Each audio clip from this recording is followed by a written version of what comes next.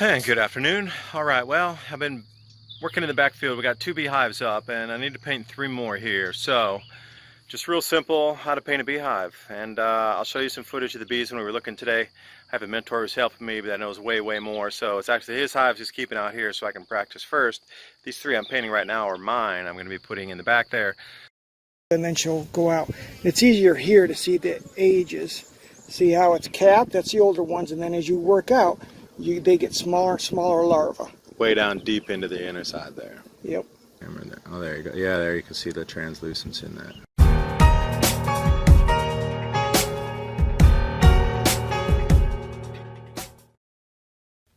And thanks for joining me while we take a look in the hives. This video is someone like myself who's just getting into beekeeping. So this was my first look into the hive after they were moved to the property. This colony was split from another. It had been a good 2 weeks since they had a chance to adjust to the new surroundings. It's time to take off the cover.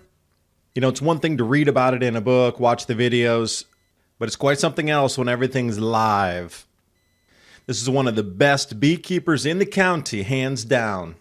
So I really hope you can take something usable away from the next 15 minutes. Beehives in East Tennessee. How's your grand solar minimum preparedness coming along? You always move the outside that way, out. You always go to the second one, even though I see they haven't worked on them yet. There's a little bit of propolis on there, but not much.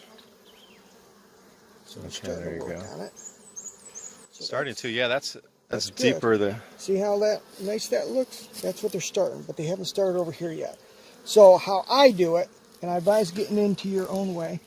And like I said, I usually have a little more. You just leave them there. I take the second one and I move it over to the one next to it. Because gotcha. This one is going to stay out. Okay. Yeah, they haven't done anything here. So No. This one I lean against the hive. And if I do this all the time, I know that's my outside one. Okay. Now, there's really nothing in here yet. Well, they put some wax in there, but no honey, nothing like that. That already had wax on it when I put it in. Oh, did you? Okay, so that side's blank still. They didn't do anything. And these are plastic inserts in there. So just move it over a little bit. Okay. See that big guy right there? Yeah. That's a drone. Big body, big head. That's a drone right there. Get them out of the way. Yep, got to pry it out a little bit. All right, there you go. So you can see here, you can see that's capped. Oh, it is capped. That's drone brood there, and then you see the littler ones right here. Uh-huh. So it's the younger larva. And if you follow it out. And these are the actual brood that they're going to come out as. Yeah, they're all brood. And then, like I said, this is larva, and if you look in there, you can see even a smaller one. Okay. Because what she'll do is she'll build and then she'll go out. It's easier here to see the ages. See how it's capped? That's the older ones, and then as you work out, they get smaller and smaller larvae. Way down deep into the inner side there. Yep. Yep, and you see a really small one there, and see a little white speck. That's an egg. That's like just beginning. Yeah, because you can kind of see the translucence through the... Yep. Yeah, let me see if I can pick that up on the camera. There. Oh, there you go. Yeah, there you can see the translucence in that. Wow, you can feel the energy just like... feel that energy, get that vibration wave coming out to about here.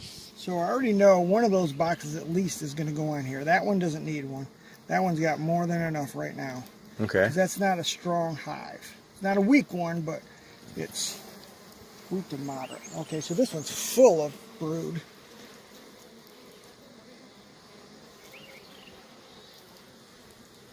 Got some young ones, but this is full of capped brood. And you see I'm doing this over the box. And I walk away. Reason being, the queen's on there. And how do you know that? Because if the queen is on there, and if she happens to fall, which chances are she's not going to, she'll fall in there. belly If on you it. look there, that is a queen cell. The way it sticks off, and it's got a hole under there. But there's nothing in it, so they're not looking to swarm, which is always good. They're being pretty calm. They're in a magic place where there's no bother out here, really. Well, this genetics, I've had this genetics. It was one of 3 hive. Well, no, it was the first hive I bought. So you see here where it's got capped brood and they're putting honey in the middle. What happens is she started laying here, and then as they cap the brood, as they get older and the brood gets capped, once they're born, they're backfilling with honey. So that's what that is. And that's pollen in there. They haven't finished. You don't see it all the way out. It's only part way because they're packing it. Oh. So she won't be on here. She could have been on one of those. But yeah, see how they're backfilling it with honey? So After they're hatched out, though, and then they leave, and then the cell's empty, and then they'll come back and say, we've already done the work to build it up. Might as well fill it with something. It depends on whether the queen gets there and relays in there, or they just backfill it with honey. Like this is a pretty new one. Yeah, you can see really good there. You see how, I'm going to shut it down, but you see how you got the cap brood, and as you go out, you can really see the larva in there. You just keep going out, and you can see the different ages of larva. From the center, yeah, the white dots are in there. It's clearly visible even on my camera. Oh yeah, yeah. You can see how really small they are. That's what they are. She starts laying and she'll work out. Concentric circles, working out. So she could be on here. I gotta look before we start screwing around. And this is all pollen over here. That's what that dark colors. It's all pollen. And as you watch them come in, you can see them come in with pollen. This was one that actually had fallen and gotten holes in it, but you see how they're starting to build out. That's new. This is old stuff, but this is new where they're starting to build out from this because it had fallen and actually in the winter and it had cracked. So you think they'll be able to refill that completely into a solid sheet again? Exactly. That's why I put it in here. Yep. And then this one actually may or may not work very well, but this one is plastic. Okay, now why is their wax so dark that they're putting in there compared to the others? It's not. That was already there, and I took part of it out because this one came from a different hive, obviously, and it was from a hive I bought, and they had wax moths. So I took all of that out, and now the girls have to rebuild it. They are starting.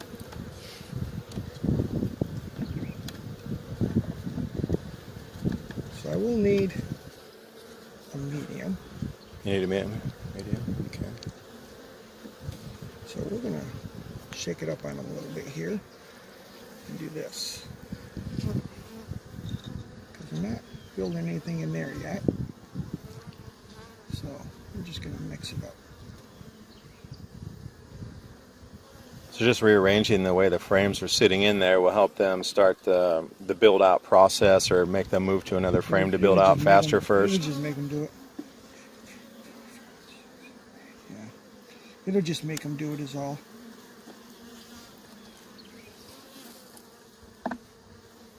Is that first frame switch? Yeah, I didn't switch them. I just put it back. And depends on who you talk to. You know, a lot of times when I first learned, that's what I was told is you take the first frame if they're not building it and you move it inside and move this one out. I didn't. I usually keep it right where it is, but I got to replace that, so we might as well shift this a little bit. I'm going to leave a hole there because that's where it's going to go. And then they're just going to have to do it. So, like it or not. So here, it looks pretty good. They got about, 3-4 frames with brood and everything on it, and that's the ones they're covering. And they're working on these other ones, though they're not done. But they do have enough to play.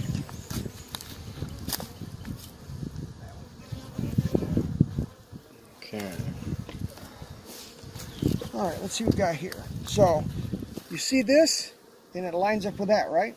Yeah, and that's something they might do called stovepiping, is where they will go one right on top, go straight up rather than out. No way to really stop that. Yeah, that's when you might have to move stuff around.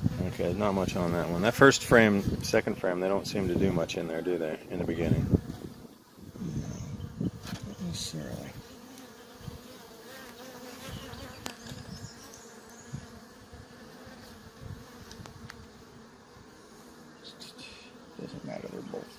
same and not work.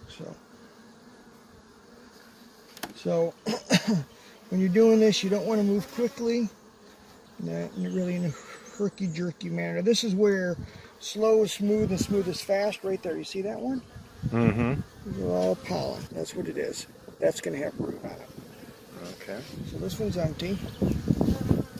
Yep. And you can see all the pollen in there and nectar. That's what the liquid is.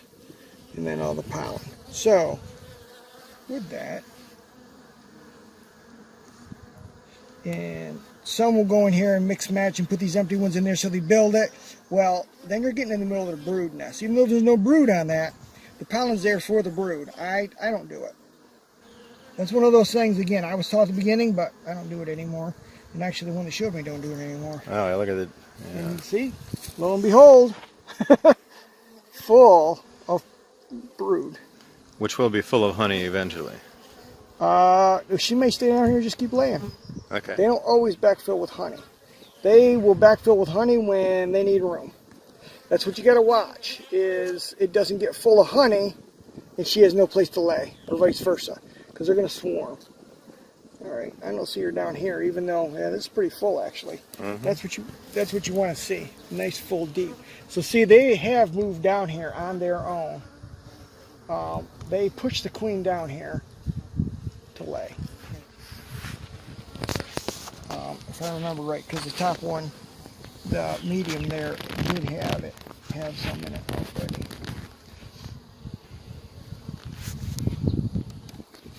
So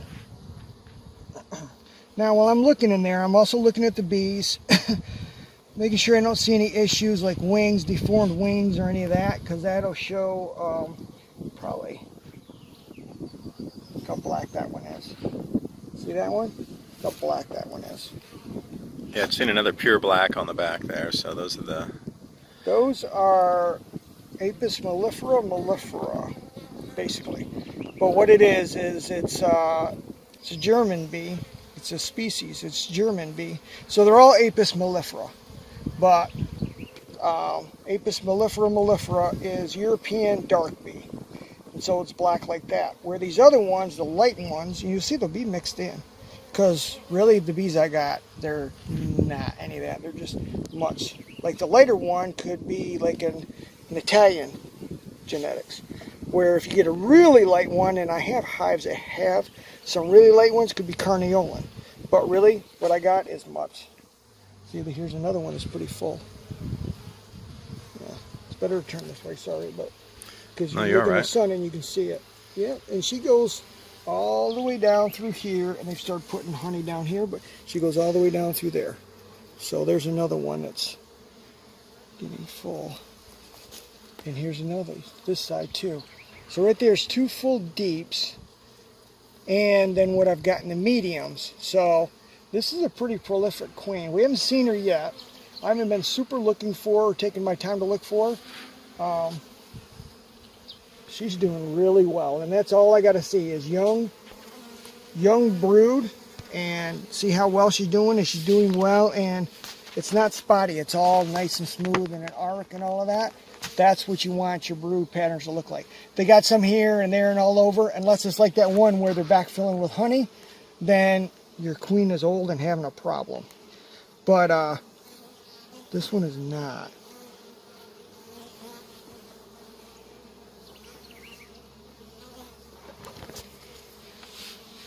So here, again, is pollen and nectar. I almost said honey, but it's not honey until it's capped, so that liquid is nectar. So, and then you see how I'm turning them? Because they don't have wires, necessarily wires in them. These don't, this one doesn't. Some of them do and some of them don't. But, so you want to turn them like that, and I just flip them up and down. So, something you got to get used to. So the wax doesn't rip off from the frame? It'll just, the comb will just fall right out, especially when it gets warm. So there's another one that they got to clean up, and they'll get to it. But see, they've got work to do down here too.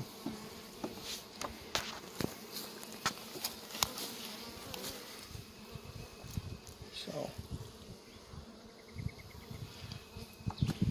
what we're going to do, let's throw them a little bit of a curveball. So what I could do is just move that over here and call it a day, but that would shift their brood, and I really don't want to do that. I can, it's not the end of the world, because yeah, that doesn't have anything on it. It's not cold. The big thing is when it's still cold, they got to keep it warm. If they don't keep it, 95 degrees, the brood will die. But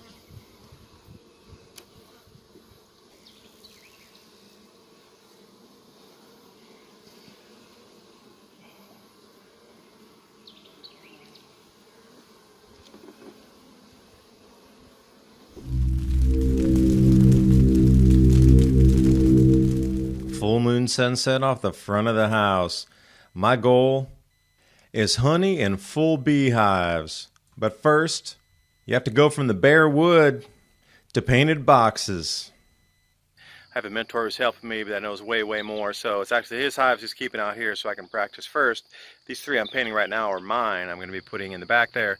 So let's take a look and see how you can get up some beehives. Super simple. I'm just using exterior satin white, pure white, and I'll show you what I was told and saw some of the other guys in the bee club. The girls are real delicate when they're painting around the corners and where the dovetail seams are, so learning from everybody, and we'll see where it takes us. Toothpaste style in here, because this is where you're going to get a lot of your moisture damage and moisture leakage in here. So it's better to really try to squeeze that in the cracks. Incredible thick in there. And a look at no-nail framing for barns. East Tennessee countryside.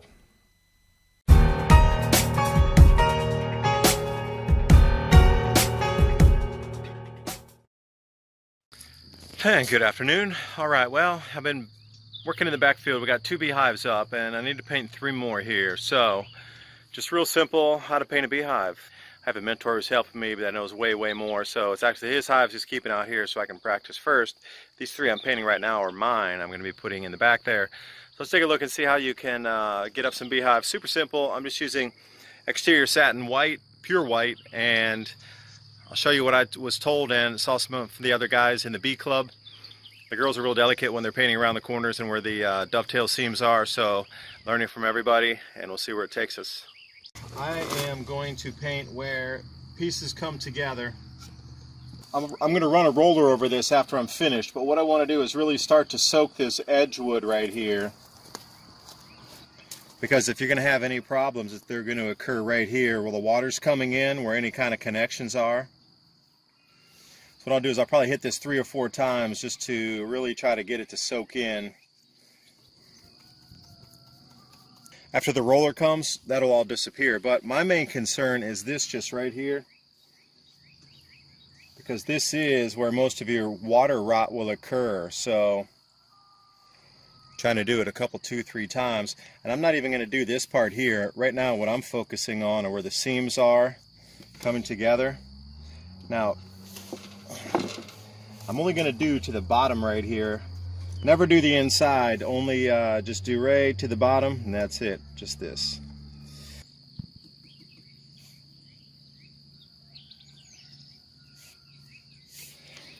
And I'll come back even again after that, but I want it really thick on the edges here, almost where it's goopy thick at the edge there, almost where it's kind of goopying, if there's such a word. I think people who paint know what I'm talking about. It gets a little goopy there.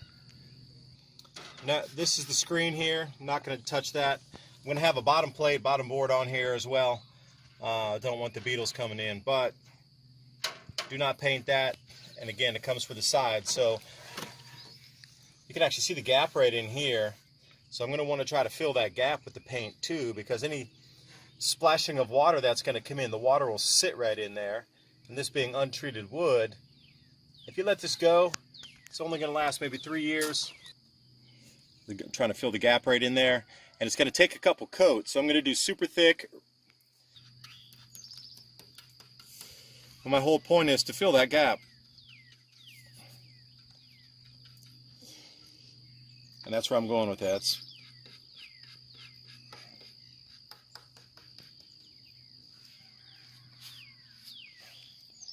And then coat number 2 will come along, and that should for sure really fill that up. What you want to do is make it almost incredibly thick, like toothpaste style in here, because this is where you're going to get a lot of your moisture damage and moisture leakage in here. So it's better to really try to squeeze that in the cracks. And you can see how it's becoming really almost incredible thick in there. So I wish I could have it this thick all the way through, but you could actually see it bubbling right there. So if you look down in, you can see the bubbles where the paint's being absorbed into the wood. And that's great. There's another bubble there. There's a few things.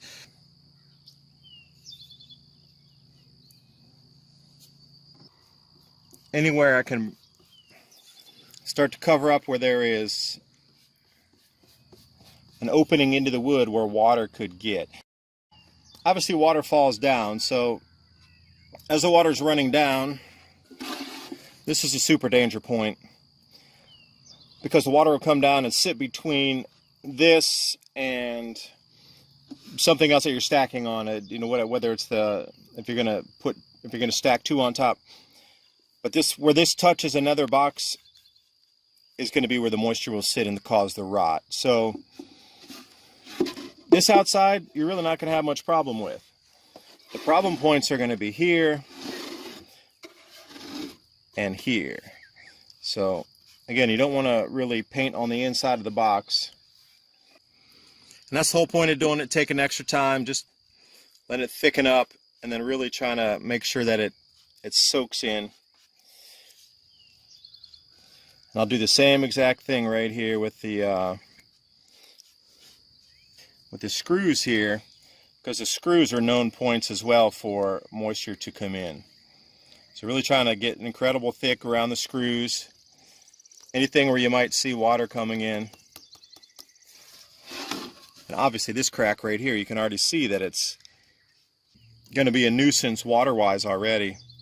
So I'm really going to dollop it on thick there and hope that it can create some sort of, I might even turn it over a little bit to try to use gravity to my advantage and put it in this way. You see I'm really dolloping it there, but get that wood bee out of here. So that's really what I'm trying to obtain in my objective for painting this so thick on the edges, is really sealing it up the best I can against the elements here. And there you go, that's pretty nice and thick. And if I put a second coat on that, that should definitely be, no pun intended, be good enough. And now that all the beehives are painted up, going to need to wait about 7 to 10 days of these drying continuously before I'd want to even consider putting a nook into them, which is 5 frames, which already has a queen and a colony established, which you transplant into the box. That'll be coming up in the next video after the paint dries. But for now, I wanted to take you to a couple barns that I keep passing that are close to where I live. This building style is a long gone era. Just see how the logs have been notched and then laid on top of each other. There's not a single nail involved in setting up the frame on this. And I imagine the barn in the back there would have been used for tobacco drying. But now, since everything's done in a factory, these barns have become disused. But what a nugget to find if you're going to purchase a piece of land. And a moment of zen, as a couple of subscribers had written in and said, hey, there's a lot of streams and rivers coming out of the Smoky Mountains. Do you ever go fly fishing?